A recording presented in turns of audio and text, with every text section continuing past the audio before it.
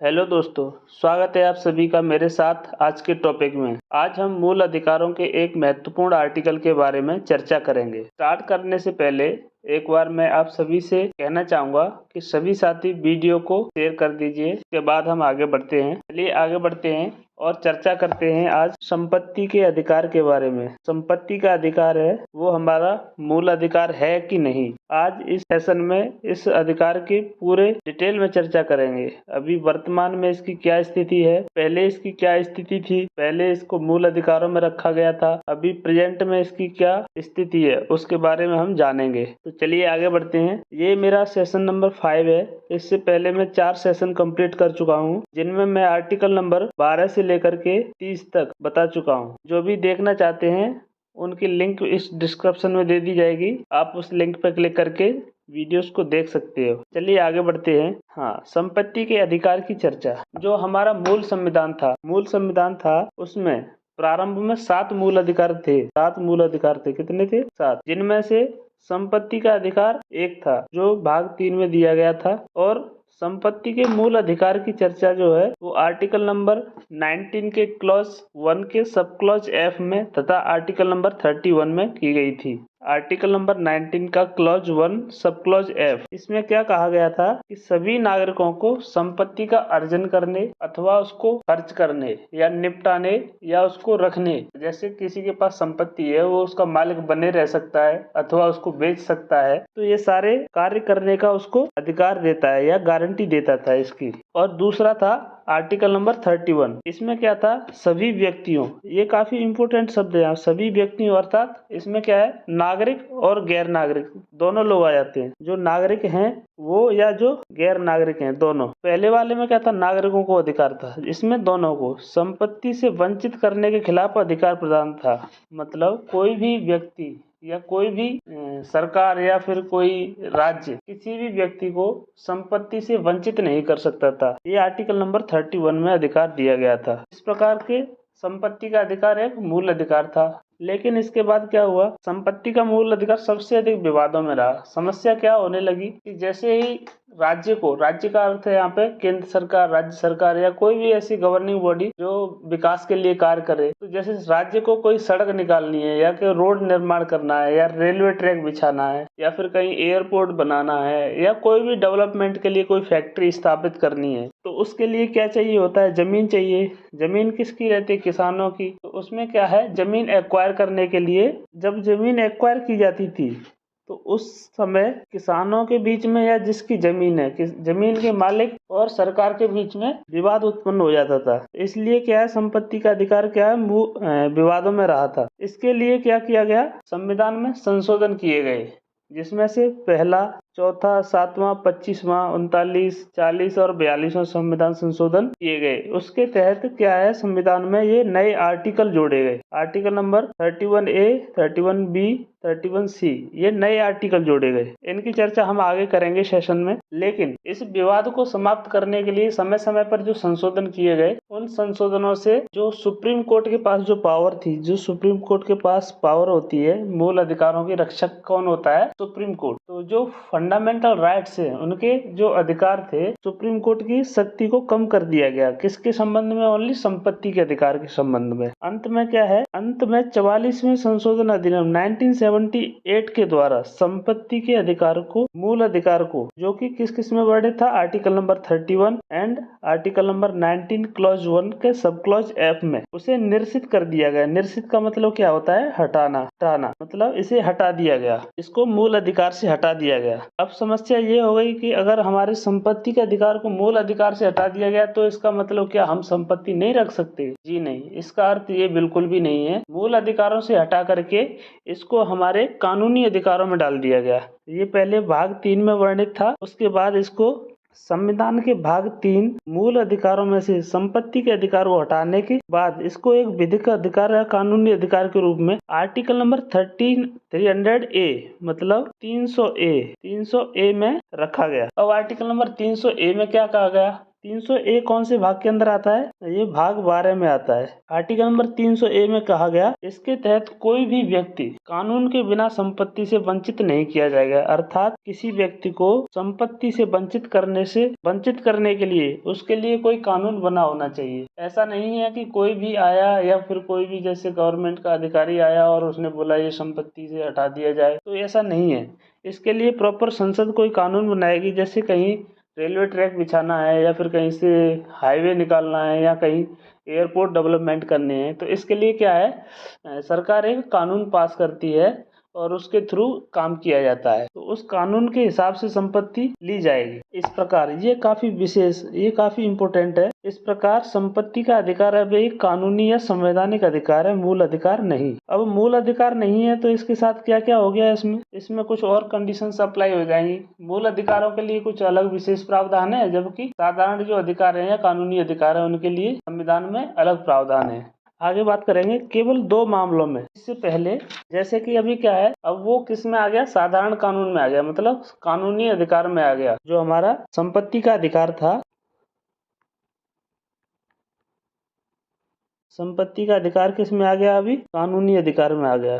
ठीक है, कानूनी अधिकार में आ गया। तो अभी उसमें क्या क्या बदलाव हैं, तो इसे बिना संविधान संशोधन के साधारण कानून के तहत नियमित किया जा सकता है, कम या पुनर्निर्धारित किया जा सकता है। मतलब इसमें बदलाव करने के लिए अभी हमें संविधान संशोधन की आवश्यकता नहीं है। साधारण कानून पास करने के बाद इसको कम, घटाया या बढ़ाया जा सकता है। सिंपल भाषा में बता देता हूँ। दूसरा क्या है, कार्यकारी प्रक्रिया या 3 होती है। एक होती है कार्यपालिका, एक होती है विधायिका और एक होती है न्यायपालिका। इन तीनों के अलग अलग काम होते हैं। एक कार्यपालिका हो गई, एक न्यायपालिका हो गई और एक विधायिका। ठीक है, विधायिका का काम होता है कानून बनाना, न्यायपालिका का होता है न्याय की समीक्षा करना। कोई कानून बनाया है वो सही है या गलत है, इससे संविधान में जो बेसिक स्ट्रक्चर है संविधान का उसको वो प्रभावी हो रहा है नहीं हो रहा है, ये किसका काम है, न्यायपालिका का। लेकिन जो कानून विधायिका बनाती है उसको एग्जीक्यूट करने का काम होता है कार्यपालिका का। तो कार्यपालिका के अगेंस्ट में जो हमारा संपत्ति का अधिकार है, तो कार्यपालिका के अगेंस्ट में संपत्ति के अधिकार की हमें रक्षा है, संपत्ति के अधिकार की रक्षा है। कार्यपालिका मतलब हमारी संपत्ति को नहीं छीन सकती, लेकिन विधायिका हमारी संपत्ति को ले सकती है, क्योंकि वो कानून बनाती है। कानून बना के वो हमारी संपत्ति को ले सकती है। ये फर्क है यहाँ पे कार्यपालिका और विधायिका में। ठीक है, इससे आगे बात करते हैं। दूसरा क्या है, अगर तुम्हारे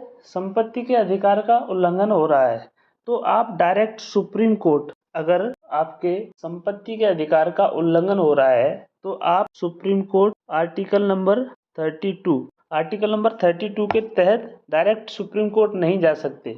ये फर्क है। जब भी आपके फंडामेंटल राइट्स या मूल अधिकारों का हनन होता है या उनका उल्लंघन होता है तो आप आर्टिकल नंबर 32 के तहत डायरेक्ट सुप्रीम कोर्ट जा सकते हैं। संपत्ति के अधिकार में ये नहीं कर सकते अब, जब ये मूल अधिकार से हटा दिया गया है। लेकिन आप आर्टिकल नंबर 226 के तहत हाई कोर्ट जा सकते हैं। मतलब जो स्टेट के कोर्ट रहते हैं, हाई कोर्ट, सुप्रीम कोर्ट से नीचे वाला हाई कोर्ट में आप जा सकते हैं, अपने पक्ष को रख सकते हैं वहाँ पे। ठीक है, उसके बाद क्या है, राज्य द्वारा किसी भी संपत्ति के अधिग्रहण या अनुरोध के मामले में वह हर्जाना देने के लिए बाध्य नहीं है या हर्जाने की कोई गारंटी नहीं देता। ये बदलाव आए जब संपत्ति के अधिकार को मूल अधिकार से हटा दिया गया। लेकिन जब इसे भाग 3 से हटाया गया तो भाग 3 में अब भी 2 व्यवस्थाएं लागू रही। केवल इन 2 मामलों में, ये जो दे रखा है, केवल इन 2 मामलों में राज्य द्वारा संपत्ति का अधिग्रहण करने पर हर्जाने की अधिकार होगा या व्यवस्था होगी। इसकी व्यवस्था भाग 3 में अब भी है। उसमें क्या क्या, पहला पॉइंट है, राज्य किसी अल्पसंख्यक शैक्षणिक संस्थान की संपत्ति का अधिग्रहण करे, जो कि आर्टिकल नंबर 30 में है। आर्टिकल नंबर 30 क्या है, अल्पसंख्यकों को अपने स्वयं के शिक्षण संस्थान स्थापित करने एवं प्रशासन करने का अधिकार प्राप्त है। तो यह व्यवस्था जो है कब आई थी, वो 44वें संशोधन अधिनियम 1978 में ये ऐड की गई थी। नंबर 2 है, राज्य या तो किसी ऐसी जमीन का अधिग्रहण करे या ऐसी संपत्ति का अधिग्रहण करे जिस पर व्यक्ति अपनी फसल उगाता हो अथवा जो उसकी आमदनी का स्रोत हो। ऐसी संपत्ति के अधिग्रहण करने पर उसको हर्जाना देना पड़ेगा। ये आर्टिकल नंबर 31 के अंदर आता है। आर्टिकल नंबर 31 में तथ्य को रखा गया है। चलिए आगे बढ़ते हैं। उम्मीद करता हूँ कि आपको ये समझ में आ गया होगा कौन सी परिस्थितियों में या कौन सी स्थितियों में स्टेट या राज्य हर्जाना देने के लिए बाध्य होगा। चलो आगे बढ़ते हैं। अभी मैंने जैसे कि बात करी थी कि हमने आर्टिकल नंबर जो हमारे संविधान में संशोधन हुए थे उनके तहत article number 31A, 31B, 31C ये नए जोड़े गए थे। अब इनकी चर्चा करते हैं। Article number 31A। Article number 31A कहता है कि संपदाओं के अर्जन के लिए विधियों की 5 श्रेणियों से व्यावृत्ति प्रदान करता है। मतलब 5 ऐसे तथ्य हैं, 5 ऐसे पॉइंट हैं जिनके अर्जन करने के लिए अगर आर्टिकल नंबर 14 या आर्टिकल नंबर 19 का उल्लंघन भी होता है तो इसके आधार पर इसको चुनौती नहीं दी जा सकती या अवैध नहीं ठहराया जा सकता। ये आर्टिकल नंबर 31 में कहा गया है। अब वो कौन से ऐसे 5 पॉइंट हैं? पहला पॉइंट है राज्य द्वारा संपदाओं का अधिग्रहण और संबंधित खनन पट्टे का पुनर्निर्धारण या उनकी समाप्ति। ठीक है, तो उम्मीद करता हूँ आपको ये 5 पॉइंट समझ में आ गए होंगे। इन परिस्थितियों में अगर जैसे स्टेट ये 5 पॉइंटों को लागू करने के लिए किसी के आर्टिकल नंबर 14 या 19 का उल्लंघन भी होता है तो वो इस बात को लेकर के सुप्रीम कोर्ट में चुनौती नहीं दे सकता। वहाँ पे क्या है, ये दोनों आर्टिकल निष्प्रभावी हो जाएंगे और आर्टिकल नंबर 31A प्रभावी रहेगा। 31A में ये भी कहा गया है, जैसा कि मैं पहले बता चुका हूँ, राज्य किसी ऐसी संपत्ति का अधिग्रहण करे जिस पर व्यक्ति अपनी फसल उगाता हो तो राज्य बाजार के मूल्य के अनुसार क्षतिपूर्ति देगा। ठीक है, इस पॉइंट को कब जोड़ा गया था? ये वाले पॉइंट को, इस पॉइंट को 17वें संशोधन अधिनियम 1964 में जोड़ा गया था। और जो पहला आर्टिकल नंबर 31A है इसको क्या है, प्रथम संशोधन 1951 में, ठीक है, जोड़ा गया था। दूसरा पॉइंट आता है आर्टिकल नंबर 31B। इसमें व्यवस्था है कि 9वीं अनुसूची में रखी सभी विधि मूल अधिकारों से स्वतंत्र होंगी।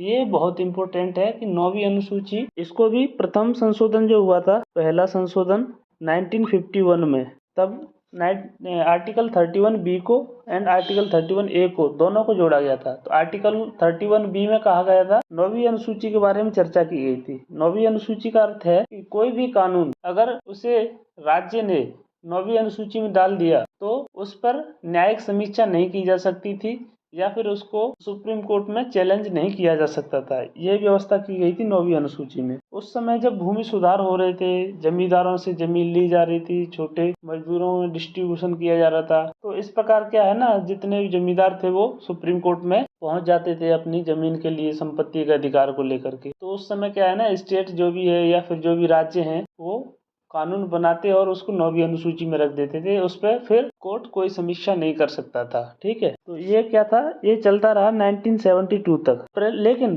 24 अप्रैल 1973 में सुप्रीम कोर्ट ने केशवानंद भारती मामले में एक ऐतिहासिक फैसले में मौलिक ढांचे के सिद्धांत को प्रतिपादित किया या मौलिक ढांचे का सिद्धांत दिया और 9वीं अनुसूची के विषयों को न्यायालय में चुनौती भी दी जा सकती थी। मतलब इस फैसले के बाद में जितने भी विषय इस 9वीं अनुसूची में डाले गए थे उन पर न्यायिक समीक्षा की जा सकती थी। मतलब वो न्यायालय के दायरे में आ सकते थे। ठीक है, उम्मीद करता हूँ आपको ये समझ में आ रहे होंगे। जब ये 9वीं अनुसूची बनाई थी 1951 में, तब इसमें ओनली 13 विषय थे, लेकिन वर्तमान में इसमें 284 विषय या कानून हो चुके हैं। ठीक है, ये काफी फैक्चुअल डाटा है, आपको एग्जाम में काम आ सकता है। चलिए आगे बढ़ते हैं। उम्मीद करता हूँ आपको दोनों समझ में आ गए होंगे। इसके बाद बात करते हैं आर्टिकल नंबर 31C। इसे 25वें संशोधन अधिनियम 1971 में जोड़ा गया था। ये 25वें संशोधन अधिनियम द्वारा जोड़ा गया था। ये बहुत ही महत्वपूर्ण आर्टिकल है। इसमें क्या कहा गया था कि कोई भी कानून जिस आर्टिकल नंबर 39B तथा आर्टिकल नंबर 39C में निर्देशित सिद्धांतों की मांग की गई हो, वो आर्टिकल नंबर 14 अथवा आर्टिकल नंबर 19 के उल्लंघन होने पर भी अमान्य घोषित नहीं होगा। ये काफी इम्पोर्टेंट है। Article number 39B and article number 39C ये कहाँ पे है, हमारे DPSP में है। आर्टिकल नंबर 39B एंड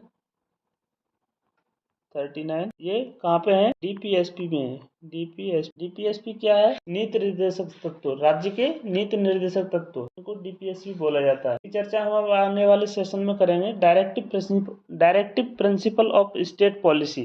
अब उम्मीद करता हूँ आपको ये भी समझ में आ गया होगा। इसमें आपको अभी ये डाउट आ रहा होगा कि आर्टिकल नंबर 39B में क्या है, 39C में क्या है, तो उसको मैं बता देता हूँ। आर्टिकल नंबर 39B में सामूहिक हित के लिए समुदाय के भौतिक संसाधनों का संवितरण की चर्चा की गई है। मतलब जितने भी संसाधन हैं उसका अपने समाज में सामूहिक हित के लिए समान रूप से वितरण की चर्चा की गई है। अब ऐसा करने से क्या होगा, किसी चीज को किसी के पास अगर ज्यादा है उसे लेकर अगर दूसरों में बांटा जाएगा तो उसमें निश्चित रूप से उस व्यक्ति के अधिकारों का हनन होगा। लेकिन इससे क्या होगा, हमारे समाज में जो भी कमजोर वर्ग है उसको उठने के लिए क्या है, एक लेवल में आने के लिए एक सहायता मिलेगी। तो इस प्रकार से इस अधिकार की वैल्यू ज्यादा हो जाती है। यहाँ पे फंडामेंटल राइट्स जो आर्टिकल नंबर 14 है, आर्टिकल नंबर 19 है, को यहाँ पे वो निष्प्रभावी हो जाते हैं। यहाँ पे ये दोनों आर्टिकल निष्प्रभावी हो जाते हैं। और article number 39B, article number 39C, इसमें कहा गया है धन और उत्पादन के साधनों का संकेंद्रण रोकना। मतलब जितने भी धन को अर्जित करने के लिए या फिर उत्पादन करने के जितने भी साधन है, कहीं प्रोडक्शन होता है किसी चीज का, तो राज्य क्या करता है उसमें संकेंद्रण, मतलब किसी एक के हाथ में ये कमांड न चली जाए। मतलब ऐसा ना हो कि हर एक धन का अर्जन एक ही व्यक्ति कर रहा है, या कोई भी मार्केट है वहाँ पे एक ही व्यक्ति कमा रहा है, उसी के पास धन की प्राप्ति हो रही है। तो इस चीज को रोकने के लिए सरकार अगर कोई भी कानून बनाती है तो वहाँ पे आर्टिकल नंबर 14 और आर्टिकल नंबर 19 का इस आर्टिकल 1C को अमान्य घोषित नहीं किया जा सकता है। उम्मीद करता हूँ आपको ये अच्छे से समझ में आ गए होंगे। और अगर कोई भी डाउट है या फिर कोई भी क्वेश्चन है तो आप कमेंट बॉक्स में लिख सकते हैं। उम्मीद करता हूँ आपको आर्टिकल नंबर 31 या संपत्ति के अधिकार के बारे में सारे डाउट क्लियर। तो ये सेशन को यहीं पे समाप्त करते हैं। अभी से गुजारिश है कि ये एक लाल बटन दिख रहा है, इसको सब्सक्राइब कर लें और बेल आइकन को प्रेस कर लें, जिससे कि आपके पास हमारे वीडियो की नई नई अपडेट सबसे पहले पहुंच सके। चलिए आगे बढ़ते हैं। मेरा सभी साथियों से निवेदन है कि वीडियो को ज़्यादा से ज़्यादा शेयर करें, चैनल को सब्सक्राइब नहीं किया है तो सब्सक्राइब कर लें और वीडियो को लाइक करें। कुछ पूछना चाहते हैं तो कमेंट बॉक्स में कमेंट करें। थैंक यू, धन्यवाद।